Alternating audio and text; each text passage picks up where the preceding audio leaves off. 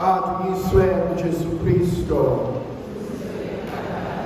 Mhlanje ithandaza ngifisa ukuba sifunde ivangeli likaMateyu isahluko samashumi 25 ivesi leshumi 8 kuze kube amashumi 21.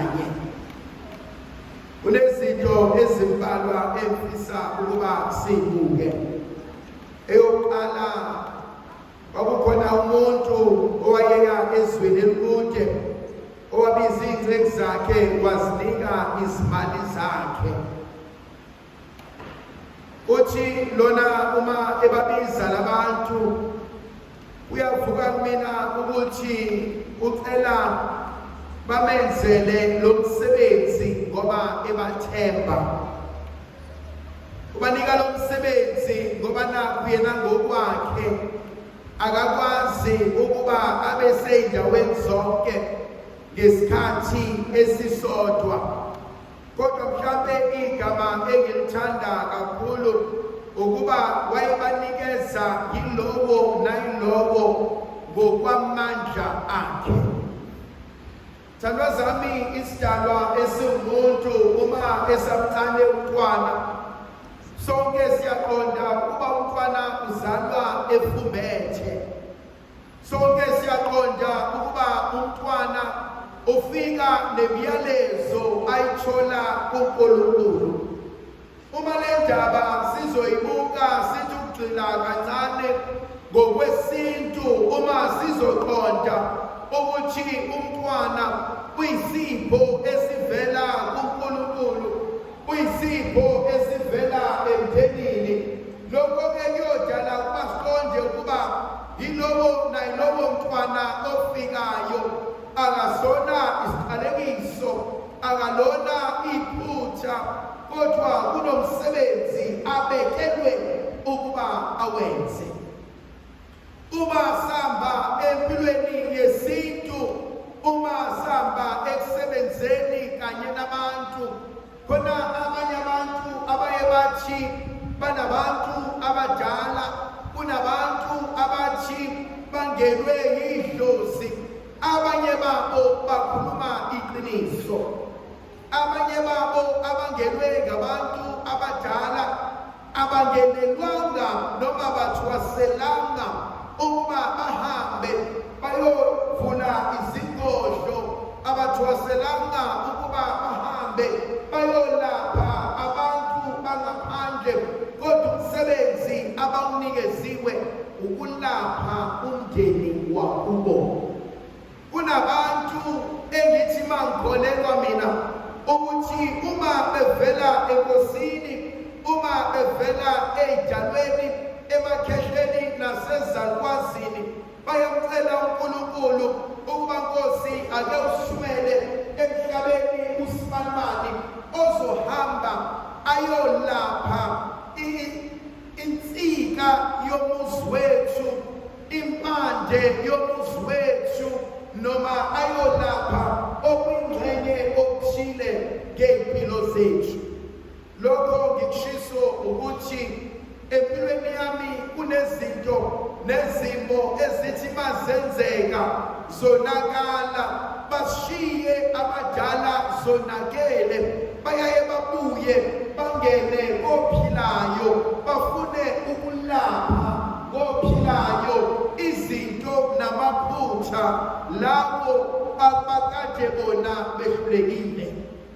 Uzulami lesibili, le experience yami ithi idlozi alisoze lamngena umuntu elingeke lakwazi ukuthola utho ngaye. Yingakho akekho umuntu ongangenwa yidlozi elihle elihlakaniphile neliphilayo elingamthatha liyombeka ey'mpambaneni zomgwaqo ayocela imali, unless lowo muntu egagile base beyashaya. And so inkondlo engifuna ukuya kuyona, i-principle elula ethi mina yilowo nalowo uthi mezalwa kube khona umsebenzi awunikezwayo, kube khona into ekumele ukuba ayilungise empilweni, ayina uyilungisela yena noma ulungisela umndeni noma uzosiza abantu abaseduze nempilo yakhe. Enye into engiyibuka uma ngicabanga ngale mfihlakalo yokudalwa kwesidalwa esingumuntu, uNkulunkulu akasoze akunikeza into engaphezulu kwamandla akho. Ingakho kuyingozi uma ubona umuntu emonozelela efuna izipho zomunye umuntu, ngoba kulula ukufuna isipho nokuhle okwenziwa omunye umuntu, kodwa uthole ukuthi wena uNkulunkulu akakunikezanga amandla okuba umelane nesimo ozonikezwa sona size sikunike lesi sipho osifunayo.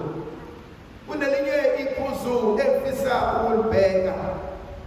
Uma uNkulunkulu ezambula kuthina noma kukhona umsebenzi asipha wona, uyasinikeza umsebenzi, uyasinikeza isibusiso, kodwa uNkulunkulu akuve engavamile ukuba asikhombise ukuthi sizofinyelela kanjani la esifuna ukuya khona. Asenze umzekeliso ngoJosefa. uNkulunkulu uyazambula kuJosefa esamncane phakathi kwabafowabo. Abafowabo babona uJosefa engumuntu ophupha amaphupho. Abafowabo bayezwa ukuthi ngelinye ilanga baya kumkhothamela uJosefa abe yinkosi phezu kwabo. uJosefa uyaqonda lokho, kodwa uNkulunkulu akamtsheli ukuthi uzodlula ekuzondweni abafowabo. uNkulunkulu akamtsheli ukuthi masebemzondile abafowabo bazofuna ukumbulala. uNkulunkulu akamtsheli ukuthi uma sebembulele abafowabo noma befune ukumbulala uzohamba ayodayiswa ezweni laseGibhithe. uNkulunkulu akamtsheli ukuthi mefika eGibhithe uzohlangana nonkosikazi kaPhotifa ozothi umdlwengulile. uNkulunkulu akamtsheli ukuthi uzongena etilongweni uma ekwazi ukuhlanganyela nofabo. Ipoint yami efuna ukuya kuyona ithi kunezinto uNkulunkulu asifisela zona ezinhle ezithandekayo, kodwa uNkulunkulu angeke asivezele lonke usizi esizodlula kulona ukuze sikwazi ukwamukela amandla asinikeza wona. Elinye iphuzu engifisa ukulibuka, iningi lethu liyathanda ukukhulekela isibusiso, liyathanda ukucela izipho, kodwa bangaki kuthina abacela uNkulunkulu abaqinise abanikeza amandla ukuze lesipho abasitholayo sikwazi ukubasondeza uNkulunkulu, singabasusi enkosini nasemndenini yabo. Okunye engifisa ukuba sikubheke evangelini lanamhlanje, bathathu labantu. Owokuqala unikezwa amathalente 5, owesibili 2, owesithathu liba lodwa. Asoze safana, nokuphiwa kwethu akoze kwafana, nokwenza kwethu akoze kwafana. Kodwa kunento engithintayo ngalaba ababili. Laba ababili kumina bathatha abanikeziwe ebese befuna ukukhulisa ukuze bakwazi ukubuyela emuva bashiye lokhu abanikeziwe. Kumina leyo inkonzo yokukhuthana.